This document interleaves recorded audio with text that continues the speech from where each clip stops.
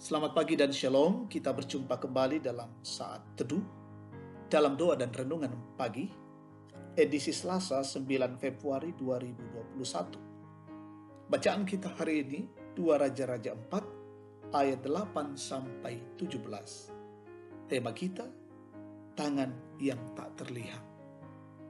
Sebelumnya mari kita berdoa. Pagi yang indah ini ya Tuhan Allah, kami datang sujud di hadapan hadirat-Mu mengucap syukur oleh karena kasih dan kebaikan Tuhan selalu nyata dalam hidup kami. Tuhan memberi hari baru bagi kami hari ini. Terpuji-pujilah Engkau Tuhan. Dan pada saat ini kami akan membaca dan merenungkan firman Tuhan. Kiranya Roh Kudus memimpin kami, sehingga firman Allah ini sungguh-sungguh kami mengerti dan dapat melakukannya di tengah-tengah hidup ini. Bersabdalah Tuhan, kami siap mendengar. Dalam Kristus kami berdoa. Amin. 2 Raja-Raja pasal 4 ayat 8 sampai 17. Perempuan Sunem dengan anaknya. Pada suatu hari Elisa pergi ke Sunem. Di sana tinggal seorang perempuan kaya yang mengundang dia makan. Dan seberapa kali ia dalam perjalanan, singgahlah ia ke sana untuk makan. Berkatalah perempuan itu kepada suaminya, "Sesungguhnya aku sudah tahu bahwa orang yang selalu datang kepada kita itu adalah abdi Allah yang kudus. Baiklah kita membuat sebuah kamar atas yang kecil, yang berdinding batu, dan baiklah kita menaruh di sana baginya sebuah tempat tidur, sebuah meja, sebuah kursi, dan sebuah kandil. Maka apabila ia datang kepada kita, ia boleh masuk ke sana." Pada suatu hari datanglah ia ke sana. Lalu masuklah ia ke kamar atas itu dan tidur di situ. Kemudian berkatalah ia kepada Gehasi bujangnya, "Panggillah perempuan Sunem itu." Lalu dipanggilnyalah perempuan itu dan dia berdiri di depan Gehasi. Elisa telah berkata kepada Gehasi, "Cobalah katakan kepadanya, sesungguhnya engkau telah sangat bersusah-susah seperti ini untuk kami. Apakah yang dapat kuperbuat bagimu? Adakah yang dapat kubicarakan tentang engkau kepada raja atau kepala tentara?" Jawab perempuan itu, "Aku ini tinggal di tengah-tengah kaumku." Kemudian berkatalah Elisa, "Apakah yang dapat kuperbuat baginya?" Jawab Gehasi, ia tidak mempunyai anak dan suaminya sudah tua." Lalu berkatalah Elisa, "Panggillah dia."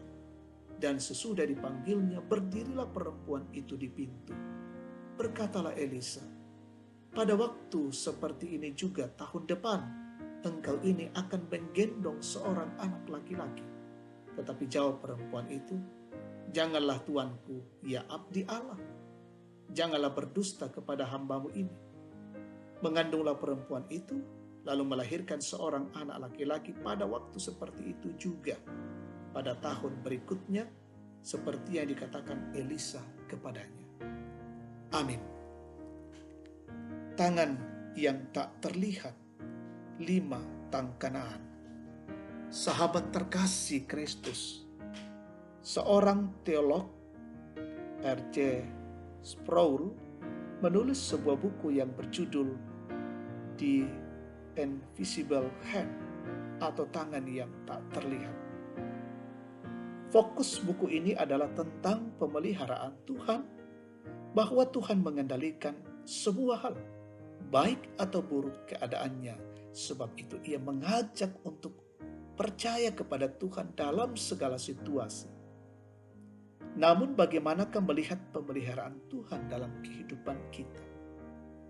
Pembacaan kita berkisah tentang perempuan Sunem dan suaminya selalu siap menjamu Elisa. Mereka juga membangun sebuah kamar lengkap dengan perabotnya yang akan ditempati oleh Elisa saat mampir ke Sunem. Semua yang dilakukan perempuan itu kepada Elisa merupakan ungkapan kasihnya kepada Allah. Perempuan Sunem melakukannya dengan tulus. Ia tidak mengharapkan imbalan dari Elisa. Namun Elisa mengetahui kerinduannya untuk mempunyai seorang anak. Setahun kemudian perempuan itu mendapatkan seorang anak laki-laki.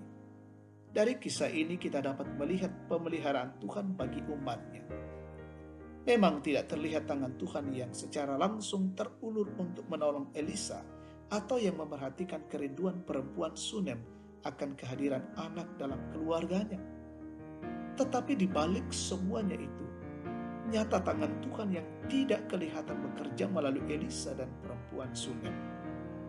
Mereka masing-masing bertindak untuk saling menyatakan kebaikan Tuhan. Sahabat terkasih Kristus, percayalah, ada tangan Tuhan yang tidak kelihatan, tetapi selalu nyata untuk pemeliharaan umatnya. Apakah Anda juga mau menjadi tangan Tuhan yang tidak kelihatan untuk menyatakan kebaikan Tuhan kepada sesama?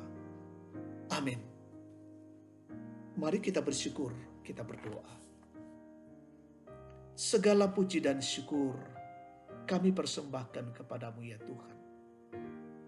Engkau Allah yang mengasihi kami.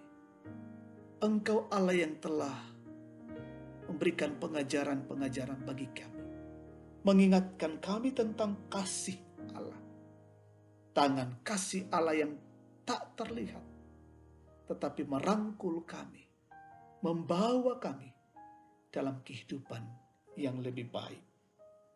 Biarlah Tuhan kami juga dimampukan untuk menjadi berkat bagi sesama, menolong kami untuk dimampukan berkarya bagi sesama kami. Terima kasih kebenaran firman Tuhan hari ini.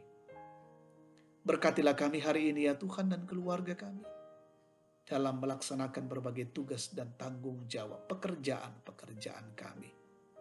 Peliharakan anak-anak kami yang belajar hari ini. Tambahkan kecerdasan dan kepintaran bagi mereka. Berikan kesehatan yang baik bagi mereka semua. Mendoakan jemaatmu dimanapun mereka berada. Berkati dan lindungi. Berkati yang menikmati sukacita, pertambahan usia, mengalami berkat-berkat Allah. Sempurnakan syukur anak-anakmu. Yang sakit Tuhan sembuhkan, yang terpapar COVID-19 pulihkan, yang berduka kiranya Tuhan hiburkan, yang mengalami pergumulan-pergumulan hidup, topang dan kuatkan mereka satu persatu.